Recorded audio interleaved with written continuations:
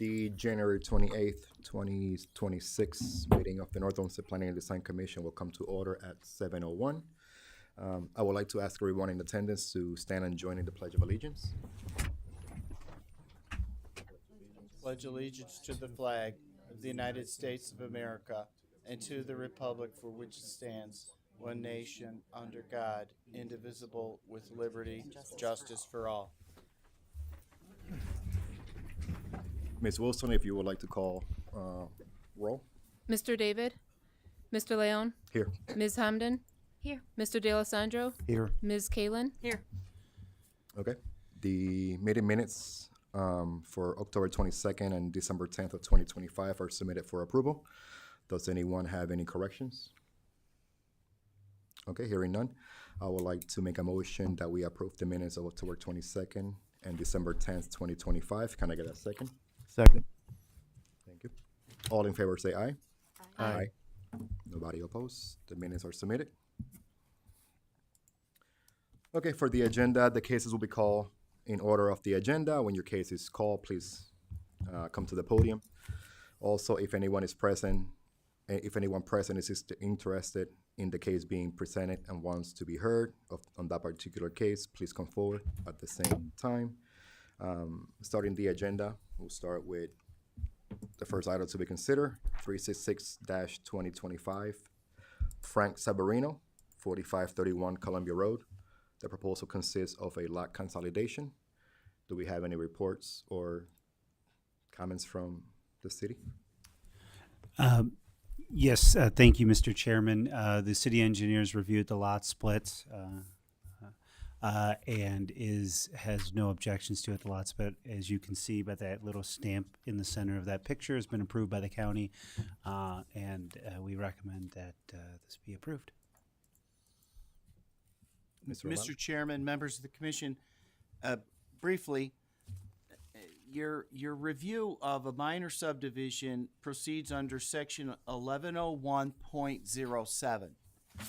Most everything that you do is a recommendation to city council, except this minor subdivision. So you're making a final recommendation for approval. So you have a full authority over this. The primary focus of your review is whether or not we're creating a conforming lot. That's the first question. The engineer has reviewed and determined that it is in fact a conforming lot. If it were attempting to create a non-conforming lot that were insufficient width or depth or area, it would have to go to the BZA. Now, you might note there are three additional criteria that can be deployed. It's questions about the contiguous land being developed and whether the adjoining land that's owned by the developer can be integrated and developed. And thirdly, if it complies with the zoning code. So here you have a single owner. The neighboring properties are not his. We're not talking about creating a lot that might interfere with the orderly development of streets or subdivisions. And to the extent that there are existing conditions that don't conform to the code, say a structure is already too close to a lot line, for example, that will be a non-conforming condition, a non-conforming structure. So you note those things, but they don't prohibit you from approving this minor subdivision.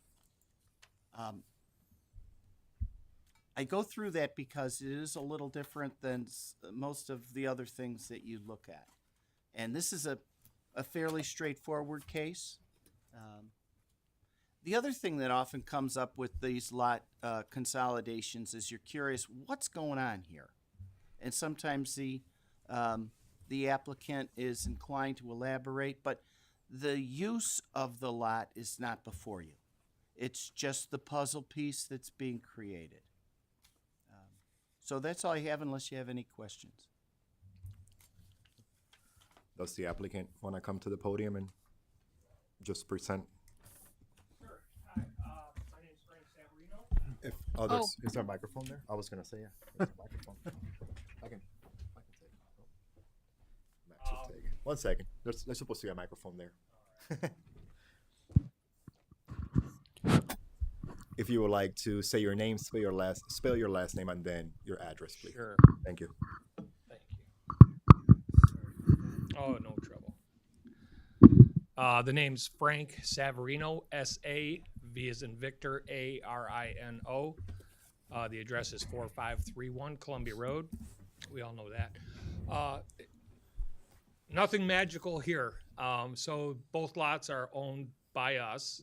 The one lot to the south of us is absolutely of no use to me in the condition that it's in.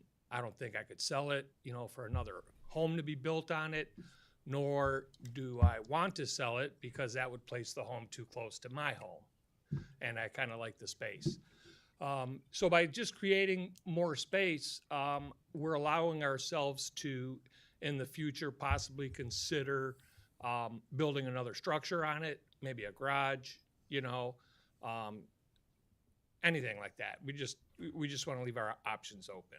There's no, like I say, no secrets, no magic to that. Just wanting to combine two lots, make it a bigger lot. May I ask a question? Sure. I mean, it may- Rhetorical. Yeah. Yeah.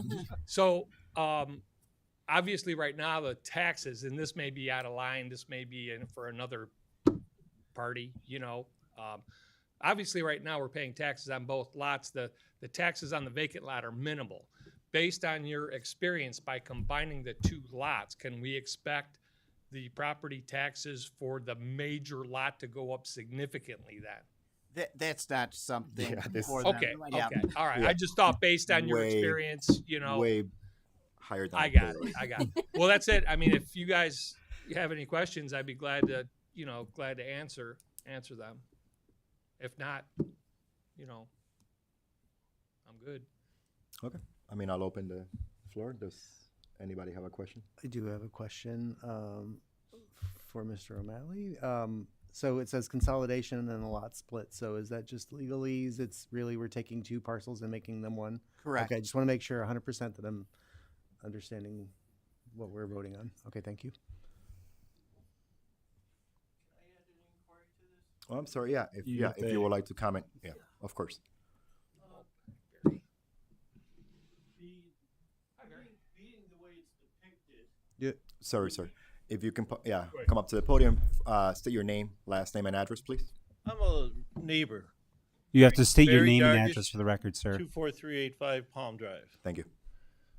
The depiction, Wait, Do we still name. we're sorry, we still didn't catch your name. very darkish. Okay, great. Thank you.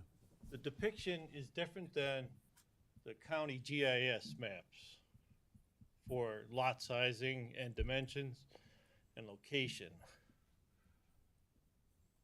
I'm not familiar the dimensions. Everybody's has been corrupted across the back through this whole area, down to 4 or 5 lots. One lot is extremely small, and the turning points show different than this. I would say that his surveyor did not do a good job. He ended up putting points down that were on my property, that there's an easement between the properties. There's a power line that runs across the back of it. So that his land was originally where his fence was, and there is a pin there for a starting point. I don't know why the surveyor failed to not see that, but that's the only consideration. I really see a problem maybe with, there is a lot of land here that the water won't be a problem from the building. So I'm not against the property being renovated. It's just that there's a problem with between the GIS and probably from his title from original being that it goes back to, his is one of the first homes in this street. That's the only concern I have. I would like to make sure the building department would review that further. Mr. O'Malley, how would that work out if or Mr. Upton? Through Mr. Chairman, these surveys are done. They're reviewed by our surveyor. They're also reviewed by the county for accuracy. Right, I which take- I have a copy of the county. And so the county has approved this lot split. The building department does not get involved in a lot split or a consolidation at all. Right, you guys are gonna make the decision to be able to do whatever with the land. And it's one property as it is now, so I'm more than happy to see him develop it. It's just that it would be to be reviewed from his survey to when it gets built. Whether it needs a new survey to define it. That's all. Mr. Chair, sir, you don't have a competing survey that demonstrates that this survey is inaccurate. I have the county GIS report, which is printed currently. Okay? And it, under review, from what his established fence line is different by 10 feet. Well, GIS records are going to be sometimes at a variance from the plat document. Sure. The plat is more the meets and the bounds and the pins and the survey results. Right. And so, no disrespect, but you're not a surveyor or an engineer. I am not saying that I'm taking any weight over anything in that respect, other than the fact that there is points established prior to anything. That is, the original turning point is there, and it was missed by 3 feet on one end, and it's 9 feet on the other end. It just needs to be reviewed before finalization of this.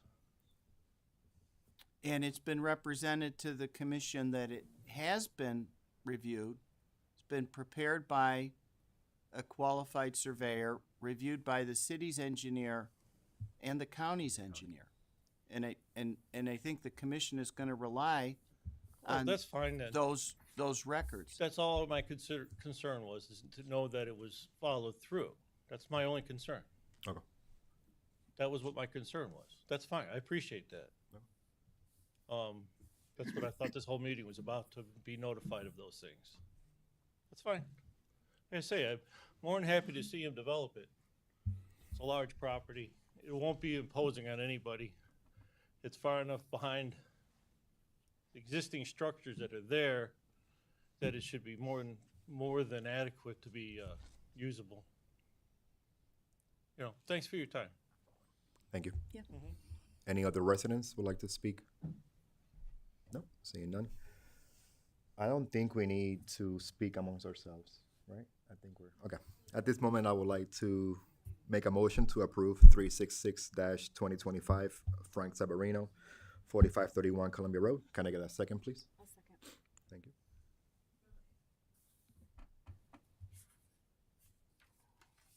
Ms. Wilson, if you would like to call roll. Mr. Leon? Yes. Ms. Kalen? Yes. Mr. De La Sandro? Yes. Ms. Hamden? Yes. Thank you. Okay, we'll move up to, thank you. We'll move up to the next item on the agenda, ordinance 2026-6, rezone parcel 236-17-018, referral from city council on an amendment to the zoning map. If any reports or comments from the city? Yes, thank you, Mr. Chairman. So this particular parcel is, if you don't remember the parcel number, it's the former Lone Star Steakhouse. It sat vacant for quite some time, thanks in part to efforts of Steve Holowicki in my office, as well as our code enforcement division, kind of attacking this problem from multiple angles, referring it for a property tax foreclosure, kind of putting the putting some pressure on the former owners to get the building up to snuff, remove graffiti, all that sort of stuff.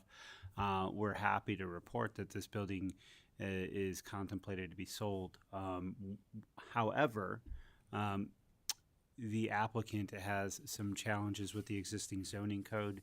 I can't speak to why in 2016, under the comp plan, that this entire Country Club Boulevard hotel and restaurant row, in the associated office building right next door, it was all zoned mixed use. It was rezoned mixed use. Little backstory: we just had, prior to the 2015 comprehensive plan, we had residential zoning, we had multifamily zoning, we had business zoning. It wasn't like we had B1, B2, B3, where we had intentionality as to what was where and how. There was also some talk in the 2015 plan about creating mixed-use zones. It called for a creation of a town square development, or a town square mixed-use district. And I think all of us, as you know, where this administration stands with respect to that, should be at the Great Northern Mall, not kind of nibbling around the edges. And so this property was zoned mixed use. We have 4 mixed use zoning districts, not including the overlay for the mall itself. One of which allows a drive-through, right? And just candidly, this is going to be the future home of a Culver's, for those of you that enjoy Culver's steak burgers and milkshakes.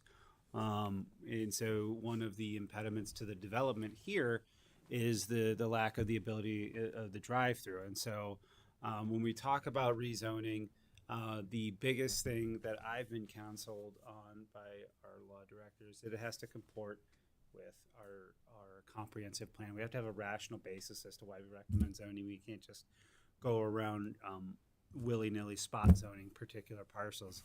And I will read this to you because it is awfully far away, but under 3.1a, encourage infill development on vacant and underutilized parcels to maximize infrastructure investment and reduce pressure on undeveloped land. And then that second bullet point talks specifically about commercial, residential, and industrial development. So by rezoning this parcel, we are working to further this particular point of the action items on our comprehensive plan. And so I think that is the last slide that I have with respect to this rezoning. We're looking at it narrowly as should we allow a drive-through type business in this particular location. The reviews of, circulation and landscaping and the traditional meat and potatoes, bread and butter development plan review, that'll come subsequent to this. And so that's all I have. Happy to answer any questions, Mr. Chairman. Thank you. Mr. O'Malley. Mr. Chairman, members of the commission, the charter under Article 7, Section 2, subsection D, mandatory referral. Whenever the city council takes up an ordinance to consider rezoning, it's referred to the Planning and Design Commission for a report and a recommendation. There's provisions also in that same article of the charter that makes reference to your adherence to the master plan, thus the comments on the master plan and how it relates to this. The current zoning allows for these restaurants without a drive-through facility. The proposal is to rezone it to another category that permits restaurants with a drive-through facility. The zoning authority that the city council is considering has a broad context and many considerations that you're familiar with. So that's really all that I had for you on the subject. Thank you. Thank you, Mr. Chair. Sure. If the applicant would like to come to the podium and speak, like the other previous before, if you can state your name. Spell your last name and your address, please. Good evening. Andy Shaw, Kimley Horn, 7965 North High Street, Columbus, Ohio. We're super excited to represent the prospective buyer here and bring Culver's to North Olmsted. We don't work with a whole lot of Culver's franchisees, but this particular franchisee is family owned, family operated. A lot of the community ideals that you all have in North Olmsted, they live and breathe. Just had a groundbreaking for a facility in Ashland. It was amazing. Had over 50 folks in attendance. Currently, we have a facility under construction in Brooklyn, and the Culver's in Brunswick is also owned by this particular franchisee. So just super excited. Appreciate staff support, Max, Lynn, the team working with us along the way. And we're excited to bring Culver's to North Olmsted. Thank you. Thank you. Are there any residents that would like to speak on this matter? Seeing none, I'm going to open the floor to the Planning and Design Commission to ask any questions from the staff or the applicant, if anybody has a question. I have a question. Director O'Malley, can you help us understand reclassifying what else is allowed in the event that, you know, sometimes we know deals go sideways, Right. and then the zoning would be changed. What door does that open up? Just want to understand this classification a little bit better. I can see Max flipping through the charts, and you have one chart in the mixed use district and another in the general business. He's better qualified than I to compare the two. So speaking in great question, it might actually warrant a further question that the rezone be conditioned upon the approval of a final development plan. So if, for instance, we don't get all the way through to the end and the deal falls apart, it doesn't open the Pandora's box to allow something like obviously hotels and motels are permitted there, movie theaters, bowling alleys, restaurants with and without drive-through. Oddly enough, automobile sales, group homes, general retail of 100,000 square feet per business unit. Those are kind of just the a little flavor of what else is allowed in the B3 district. And so I might make that recommendation that you can condition the zoning approval on the approval of the final development plan. That way we have a tripwire in case this thing doesn't make it all the way to the finish line. Okay, and then I think my follow-up question is how this relates to, since we don't know intimately every square inch of the comprehensive plan with the new approach, how does this relate to that? Because the other things that are around it do not currently have this zoning. That's a great question. I think, part of the comprehensive plan in the land use section calls for us to take a look and review, audit, update the zoning code. We have four, like I said, we had four mixed use classifications, not including the Great Northern Mall. I think if we all had our druthers and if we could pick one spot where a mixed use development could happen, that would be the most beneficial. It would be the mall itself.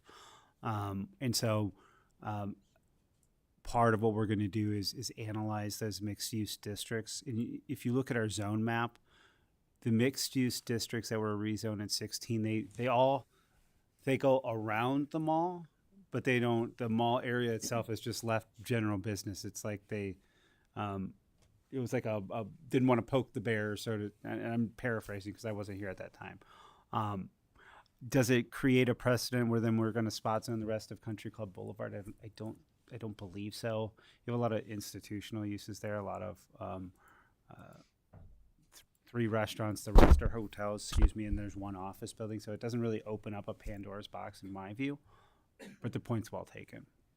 Okay, thank you. It's helpful, and I do hear your recommendation about the caveat, and I agree with that, because I think it's a good use. I'm just a little concerned if something goes sideways, and then we've opened that up without any kind of say.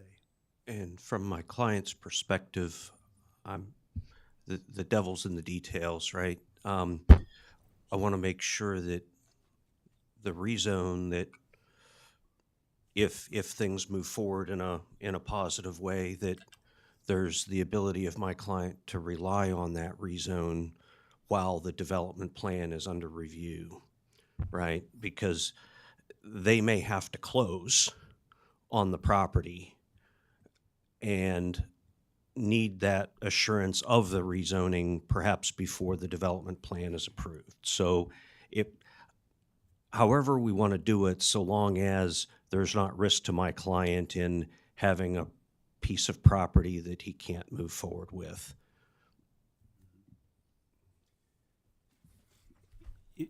If I may, Mr. Sure, Chairman. of course. To the applicant, do you know about how far off in the process you are from submitting your, the development plan, the drawings? The intent is to submit no later than the 11th of February, Okay. so that we can be on the docket next month for coming back in front of you all to review the development plan. So if that's the case, I don't believe we have the public hearing for this until the 24th of February, if memory serves me correctly. I would have to confirm with the clerk of council. I don't. So the way that rezoning works here is we can't suspend it works as a function of city council. We introduce the ordinance, and then you have to wait 30 days before a public hearing. And so in that interim time between the ordinance being introduced, it's referred to city council, or I'm sorry, planning commission for its review. So I'm thinking, I'm thinking the 24th is our public hearing. That next day or the week prior to that, we will have heard your case at planning commission once, right? And there's still a few more weeks before the city council can even have it vote for a third read. So there's a little bit of time where we can begin the review process, if that helps. All right, I'll ask some general questions. I understand you can't approve a final development plan until the rezoning is approved. Well, I think what the director is trying to suggest is that while the rezoning is open and pending and waiting for the public hearing, you have the time and the opportunity to get the development proposal before the planning commission. And who knows, it may well make it through the planning commission and catch up with the rezoning at council. Oh, so we don't have to wait for the No, rezone. No, I run things concurrently. Yeah. So some Good. communities, Problem solved. they will wait for the rezoning to go all the way through before they let you start the process. Yeah. We like to do the reviews concurrently with the understanding that one doesn't guarantee the other and vice versa. Great. Then I don't see an issue. Thank you. Thank you for the clarification.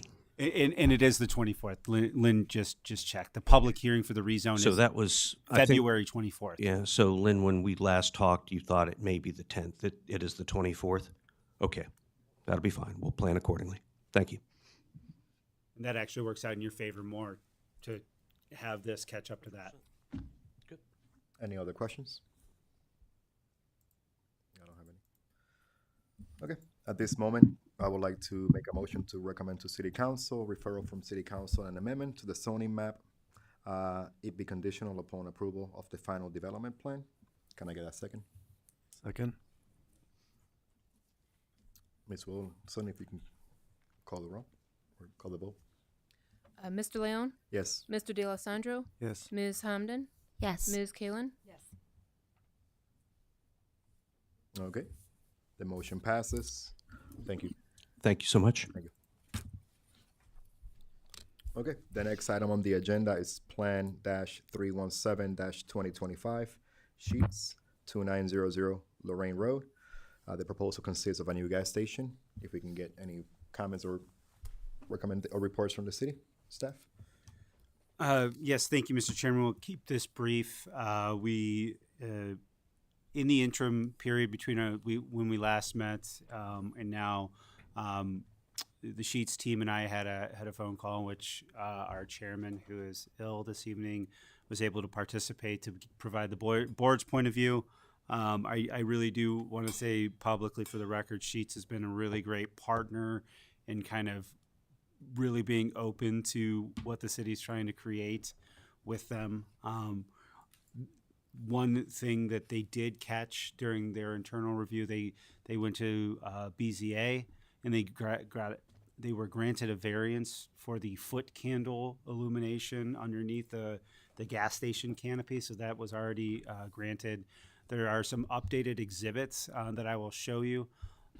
So here is, again, we talked about the Lorraine Road plan. You've seen this slide before, but I did want to call your attention to this next slide.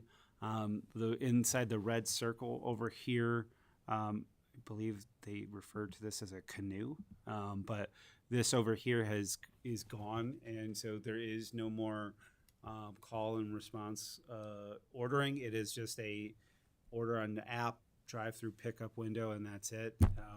We like this because it reclaims more space for trees and grass, less pavement. We did touch on the subject of the sign. It's going to, generally speaking, remain in the same place. Generally speaking, going to be about the same characteristics as it is now. There's some horse trading that has to happen with Dunkin' Donuts in order for it to all come together. But we much prefer one monument sign as to the flag sign plus the monument sign. So they're working their way through that. And then I believe the applicant has updated renderings. So these are old, and I will blow through these. Correct, Ellen? Yeah, that's. Yeah, they were submitted, but I just have one hard copy that I Okay, because I couldn't open the file as corrupted. weird. Okay. Yeah, so that's it. Here is the updated exhibit for the illumination. It shows how the intensity of the light and how it filters out and bleeds out. I'll mention that just to the north there is still the Dunkin' Donuts before you even get to the Forest Commons development.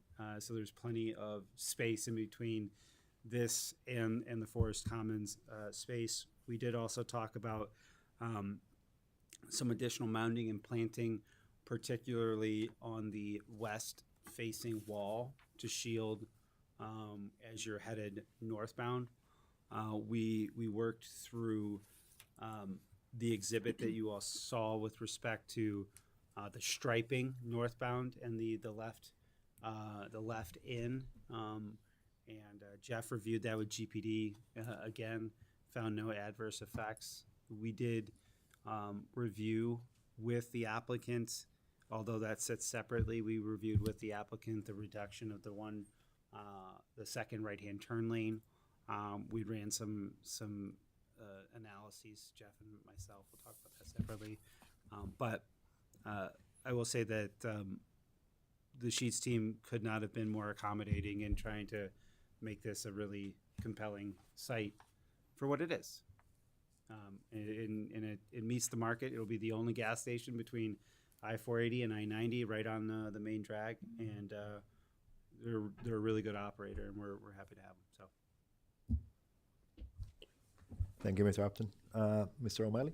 Mr. Chairman, members, 1126.07 development review criteria. It's the bread and butter of the commission, and I'm not going to go through that checklist. This is what you see all the time, and you've already heard this once, so you're ready to review the edits that they've made. Thank you. Thank you. If the applicants want to come up to the podium, state your name, spell your last name, your address, please.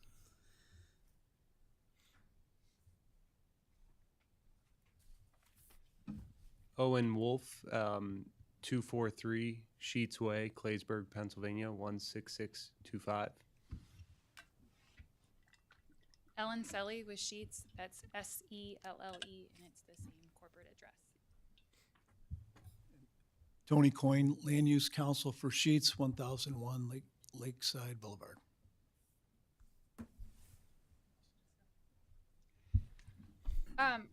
I apologize that not all of the digital stuff works, but to sum up what Max has said, we've been busy, they've been busy, we've done a lot since we've seen you guys. Max, could you switch back to the one, the site plan that shows the two differences? We went over, the next one with those red circles would be great. Thank you so much. We went over a lot at the last meeting about the drive-through canoe, how our drive-through works. Since that meeting, our brand has gone and switched to mobile order pickup, and it has not been rolled out yet in this area. In Columbus, it has, but we are setting up this site for when it goes under construction. It is set up for our new branding for that. So right now, at a current drive-through that you would go anywhere here in the Cleveland area, you would order on the touchscreen right in the drive-through, or you could order on your app and bypass that whole drive-through canoe and go straight to the pickup window. Now we're telling all of our customers there'll be a sign that says, just like a little placard sign that says, order on the app, and then you can pick up here. So the actual building layout doesn't change. The window layout doesn't change. It's just how you order changes. And that's because of the data that we've collected internally. And I think I mentioned last time how little our drive-through actually gets used. This is not a Starbucks. This is not a Chick-fil-A. This is not a McDonald's. It is just an extra convenience item for our customers. So we're just adjusting that and not putting in so much infrastructure based on the numbers. So that is reflected on the new site plan, and I'll walk around these new elevations as well. And I'll just point out a few things on here. So we have changed the windows than what was there before.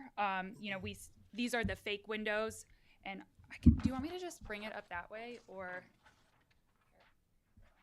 So those, we've changed it so now there's 3 faux windows that better balance that side that faces Lorraine Road, and it just has a sheet sign on it instead of the 24-hour drive-through.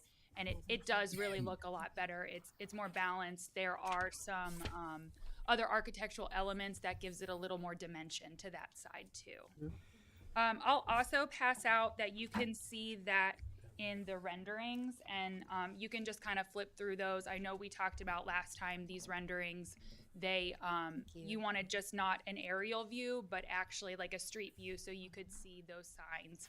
And those signs are not blurred out. That's our intention for how our signs are going to look. I hope to make that submittal here in the next month so they could be on probably the March meetings if we need to go to any meetings for that. But there is the one main sign that is on Stearns, and right now that has Dunkin' Donuts with a scroller underneath. And so our intention is to just keep Dunkin' Donuts the exact same size that it is, but basically instead of their scroller being the whole length of the sign, it would be cut in half, and the other half of the sign would be Sheets names and then our pricers. That's our intention there. We also do have another proposed sign on Lorraine Road. We'll see if that can get approved. And then Dunkin' also has a little wayfinding sign that's next to our entrance on Lorraine Road that we would be keeping in place as well. So those are all reflected on there along with those updated elevations. Also on those updated elevations, could you flip to the one that faces Stearns? And that, one more here, if you go to the next one. So it's the shorter side on the bottom. That still looks the same except for where our propane tank is. We are gonna have 2 wing walls that come out, and so they'll just be brick wing walls. And then they'll actually be, and this is a change from what we talked about, there'll be a fence that screens them. One of the things we talked about with the other plan commissioner was how do we screen this side of the building to make it look more like a front of a building? So we're gonna screen those with a fence, and again, those are reflected in there. And I did print off some pictures that better shows those wing walls and then that fence. You can't put a gate in front of it. These are just kind of examples. That's the wing wall, and that would be the fence in front of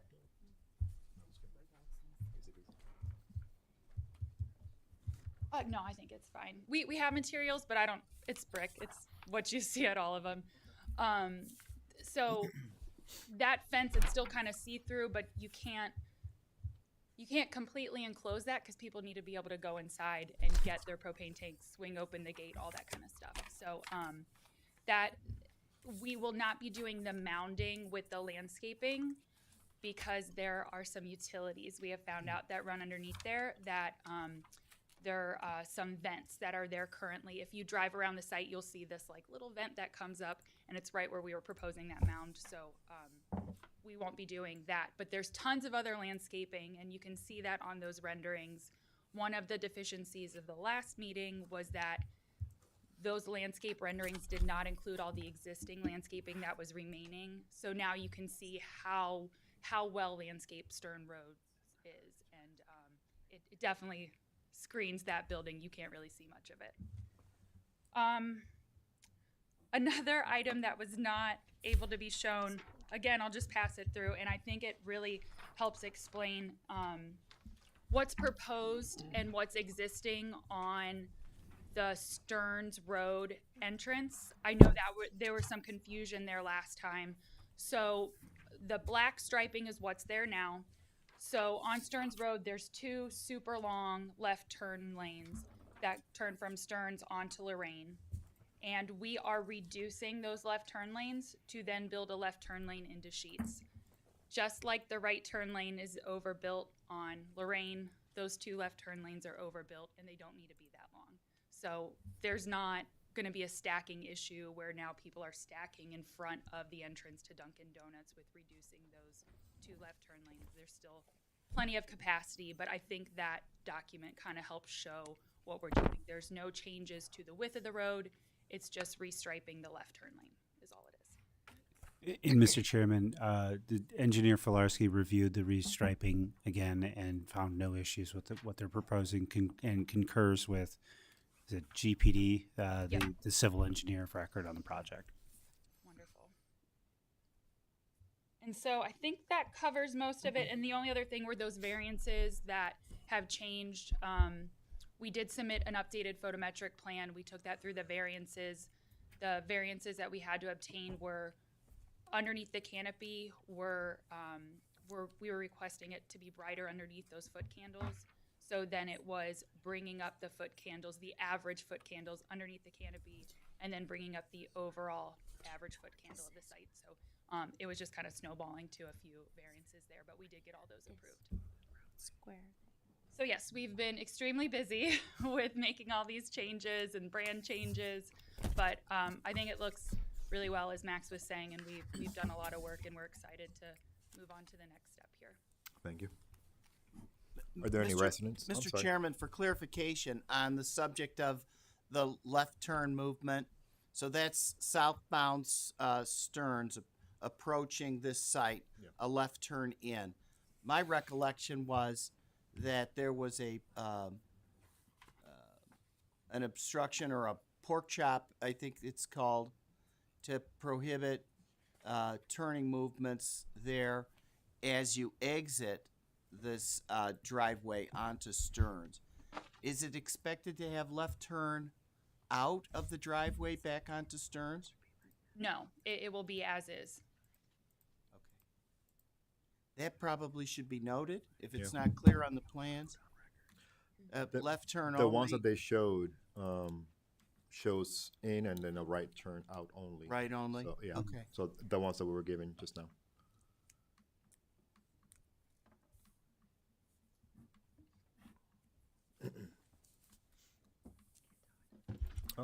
Thank you. If any residents would like to speak. Good evening, Tony Bougebrayel, spelled Bougebrayel,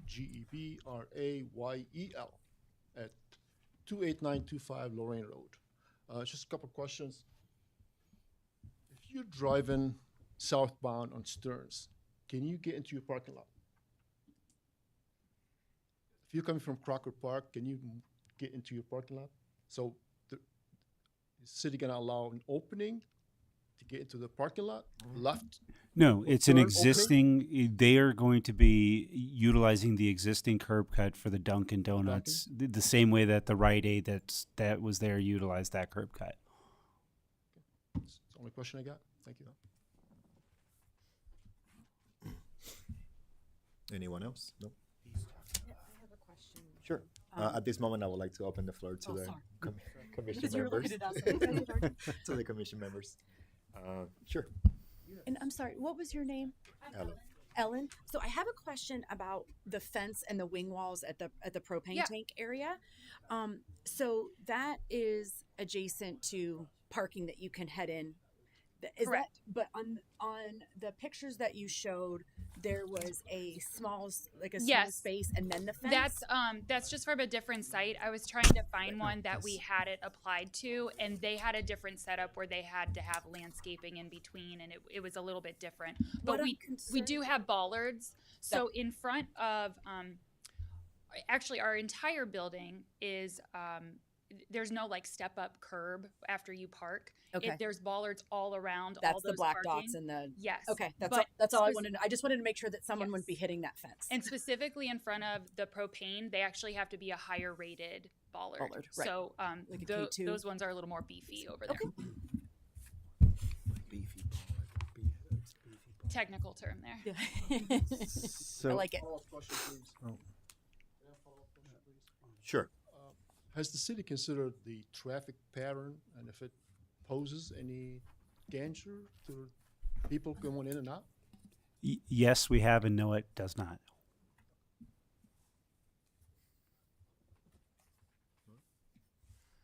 So I have a question for the Sheets team. On the Lorraine side and that front lawn and that sort of bean-shaped piece on the renderings, there's a brown box. Is that just a transformer? It's not labeled anywhere. I don't. Sure. This one here.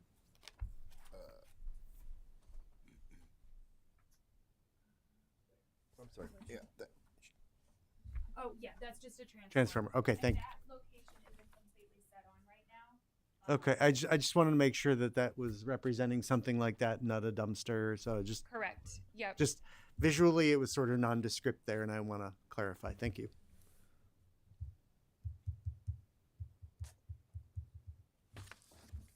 Anyone else?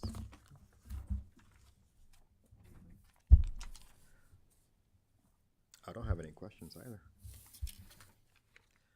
Okay. At this moment, I would like to make a motion to. I'm sorry, 1 second. There we go. I would like to make a motion to recommend approval to City Council Plan -317-2025 Sheets 29000 Lorraine Road. Can I get a second? Thank you. I apologize, Mr. O'Malley. This is completely my fault. You have mentioned some kind of specifics, right? Or no? I don't think it's necessary. As you pointed out, it's shown on It the was already plan, shown? Okay. and it's an And those existing- plans were the ones that you have been given, they were just didn't work on the computer? Yes, correct. Okay, Correct. perfect. Thank you. Okay. Ms. Wilson, if you can please call in the vote. Mr. Leon, Yes. Ms. Kalen, Yes. Mr. De La Sandro, Yes. Ms. Hamden. Yes. Thank you. Welcome. Welcome. Thank you.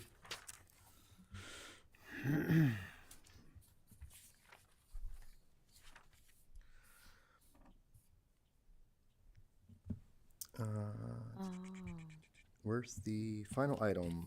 Is that, yeah, that's the agenda. Okay. The final item is the reduction of roadway width at Stearns Road and Lorraine, the elimination of the northernmost right turn lane. Communication. Oh, Mr. O'Malley. We're going to switch it up. Mr. Chair, members of the commission, this is another mandatory referral under Article 7, Section 2D. Anytime that a street, avenue, parkway, boulevard, or alley is to be widened, narrowed, relocated, or vacated, or its use changed. That's something that is referred to you for your report and your recommendation to the city council under that 30-day referral period.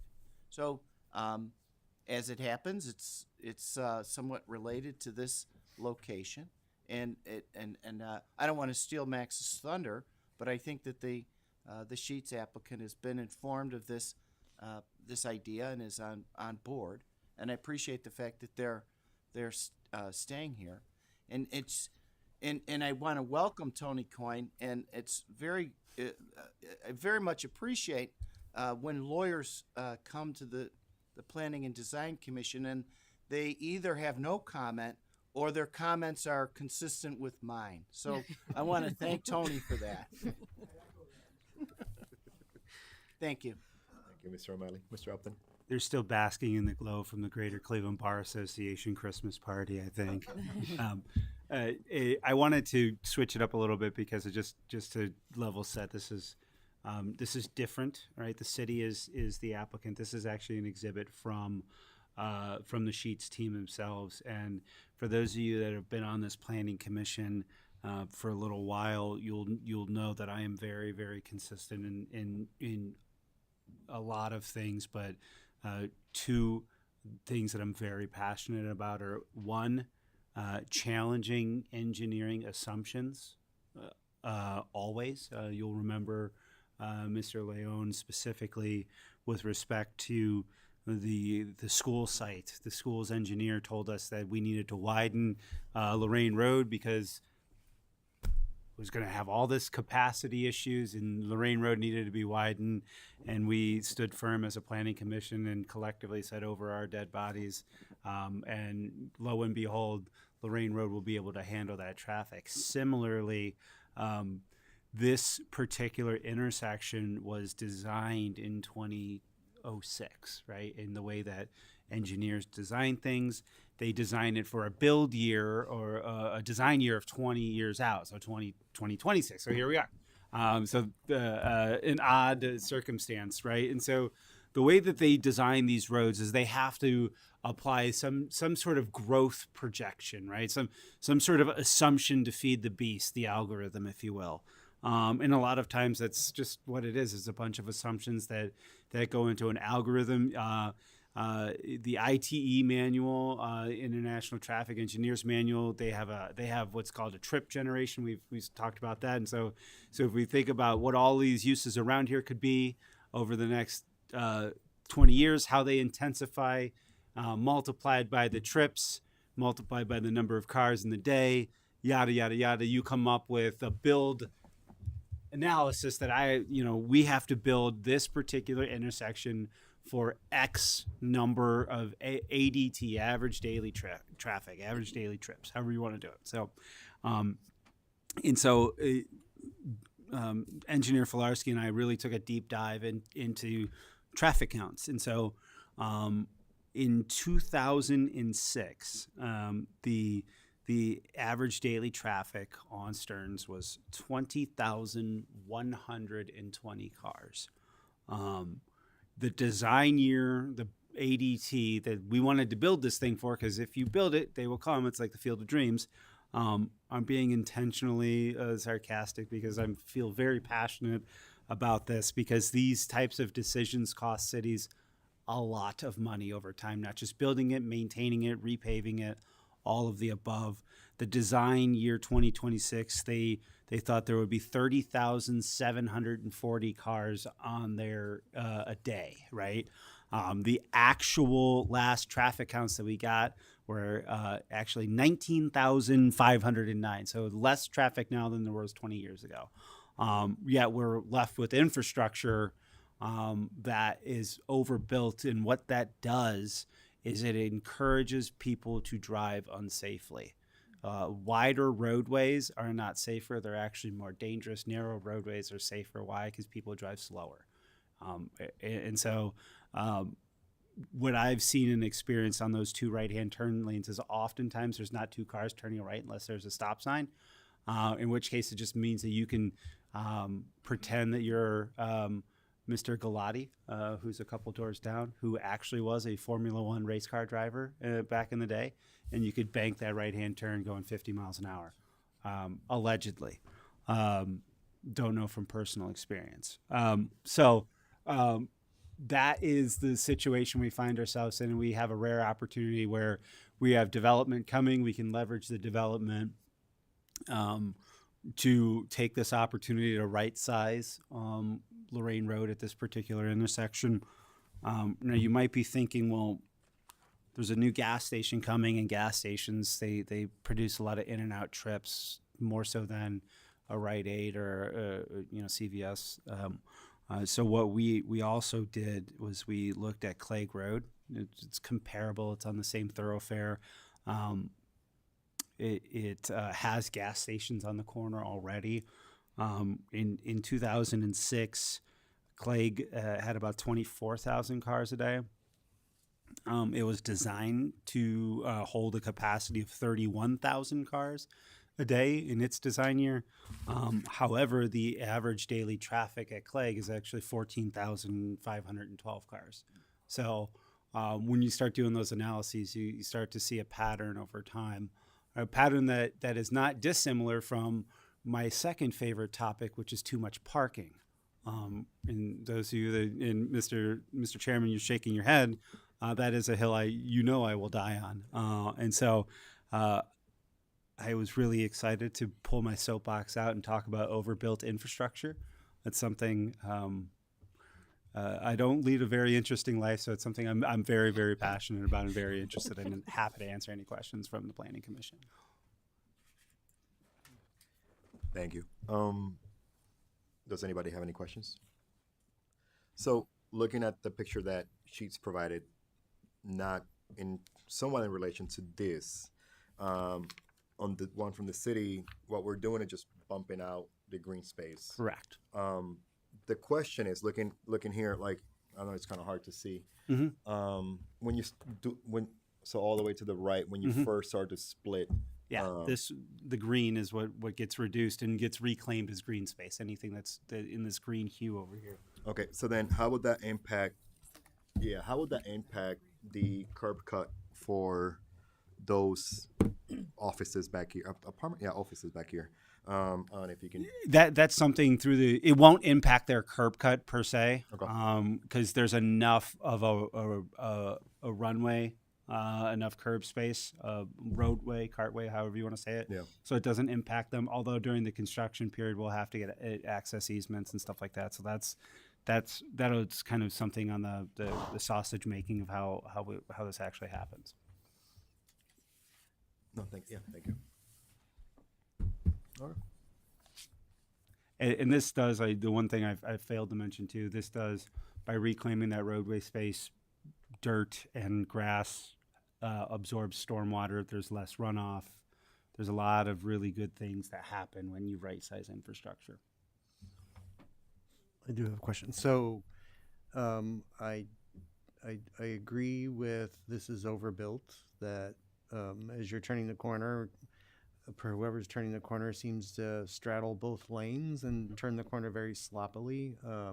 So it's just unnecessary for it to be two lanes. I do have a question though. Mm-hmm. Since we're going to consolidate it down to one, that creates more green space and land. Is that then being consolidated with their parcel, and they're going to maintain that grass, or what's happening with this extra land? So just like your tree lawn, that it becomes, it'll be maintained just like any other right of way is maintained in the city, or what you would call the what's the word I'm looking for? You said it right away. Yeah. It's the magic of the right of way. It is truly like the extra tree lawn. That tree lawn that you mow, we as a city really appreciate your efforts. Send you a bill. And whether the meets and bounds of the property go to the center of the street or to the edge of the right of way, so a lot of times your meets and bounds might go to the curb or to the center of the street, but the city presumes to take some liberties, if you will, on that right of way. And here, it's probably the city's land. So, So I think maybe It's a- that's it's my a- question. it's- It will remain city land, Yes. but it'll be maintained. Correct. you know, Correct. okay. it's an excellent question. I'm done. I'm good. Yeah. Okay. At this moment, I would like to make a motion to recommend approval to City Council, reduction of roadway width at Stearns and Lorraine. Can I get a second? Second. Thank you. Ms. Wilson, can you call the roll? Mr. Leon? Yes. Mr. De La Sandro? Yes. Ms. Kalen? Yes. Ms. Hamilton? Yes. Thank you. Okay. So done with everything on the agenda besides. Do we have any communications before we elect, or is that after? One communication, I did speak very briefly with the city council president and informed him that the city council's representative to the Planning and Design Commission, Mr. Minio, did tender his resignation. And we will await city council appointing either one of their own or a qualified elector of the city of North Olmsted to represent the city council on the planning commission, and we will await that nominee in turn. Okay. Thank you. And Mr. Chair, another item. The Landmarks Commission is in desperate need of members, and lo and behold, the ordinances or the charter, one or the other, calls upon the Planning and Design Commission to select one of its own and dispatch them forthwith to the Landmarks Commission. So you could have a discussion amongst yourselves. I don't think it would be fair to nominate Mr. David as, sometimes you volunteer the guy that's not here. But, there are a few members of the commission that might have an interest in Landmarks Commission. Perfect. I would like to open the floor to anyone who may want to. I just have a comment. Since you have demonstrated such great passion living in the historic district, that you seem like a very ideal candidate. If nobody jumps up for it, I will gladly nominate myself. Of course, I live in the district, so I should be involved in it. But if nobody else wants it, I would definitely nominate myself for that. So, I guess I'm If I doing- join okay. another committee, I might be also looking to get a divorce. So I'm out on that. So will somebody have to? Do we open for nominations first, and then okay? Sure.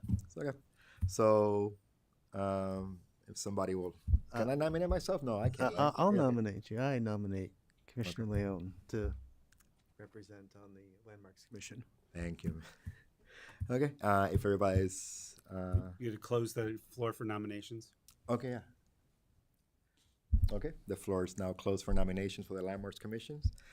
So if we want to vote for Jose Leon for the Landmarks Commissions, all say aye. Aye. Okay, so that's that. Okay, now we're gonna elect for the chair and vice chair. Starting with the chair, I did speak earlier today with Tom, Mr. Tom David. He told me he was not gonna be here, and he also told me that he would love to continue being the chair of the Planning and Design Commission. So I would like to nominate Mr. Tom David to the position, and if anybody else would like, to nominate somebody else, please speak up. Okay, hearing none. All in favor say aye to nominate Mr. Tom David to the chair position for the year 2026. Aye. Okay, for the vice chair position for 2026, I spoke with Tony at last meeting, and he's eager to. I would like to nominate Anthony D'Alessandro to the vice chair position for the Planning and Design Commission year 2026. If somebody else would like to nominate anyone else, please do so now. I'm also good with that nomination. Okay, so if we all approve Anthony D'Alessandro for the Planning and Design Commission Vice Chair position for 2026, please say aye. Aye. Aye. Okay. At this moment, I would like to make a motion to excuse Mr. David. Can I get a second? Second? All in favor, please say aye. Aye. Aye. Aye. Perfect. And at the moment, we're going to adjourn the meeting at 8:05.